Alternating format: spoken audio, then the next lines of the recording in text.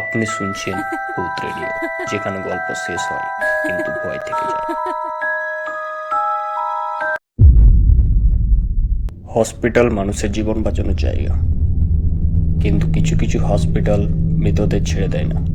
এই ঘটনাটা ঘটেছিল এক পুরনো সরকারি হসপিটালে, ওয়ার্ড নম্বর 13, যে ওয়ার্ডের নাকি কোনো অস্তিত্বই নেই। এই গল্পটা এক রাতে এক নার্সের, যে কখনো বাড়ি ফেরেনি। নেহা ছিল সদ্য নিয়োগপ্রাপ্ত নাইট ডিউটি নার্স। এই হসপিটালেই তার প্রথম পোস্টিং আর জীবনের প্রথম নাইট শিফট। সিনিয়র নার্স তাকে সাবধানও করে বলেছিল, মধ্যরাতের পর ওয়ার্ড নম্বর 13 ধারে কেউ যাস না। কিন্তু নেহা হেসে ফেলেছিল। সে বিজ্ঞানে বিশ্বাস করত, গল্পে নয়। রাত 1:15 নেহা শুনল একটি কল বেল, রুম নম্বর 13।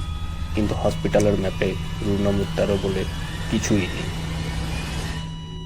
তবুও কল বেলটা থামছিল না। শব্দটা অনুসরণ করতে করতে সে চলে গেল এক পরিত্যক্ত করিডোরে। লাইটগুলো ঝিকমিক করতে লাগলো, আর তখনই সে দেখলো ওয়ার্ড নম্বর 13 ভিতরে রোগীরা শুয়ে আছে, অস্বাভাবিকভাবে, একদম নিথর।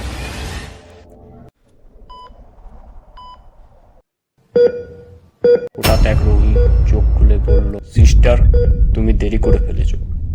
নেহা জমে গেল। রোগীর ফাইলগুলো খুলে দেখলো সবগুলোর ভর্তি হওয়ার তারিখ এক, মৃত্যুর তারিখ আজ থেকে 5 বছর আগে। রোগীটা হাসল, তার গলাটা অস্বাভাবিকভাবে ঘুরে গেল। এখন তুমি এখানেই কাজ করবে। নেহা দৌড় দিল। করিডোরটা যেই শেষ হয় না, তার পিছনেই নিজে নিজেই চলতে থাকা হুইল চেয়ার। হঠাৎ কারো হাত ধরে ফেলল তার গোড়া।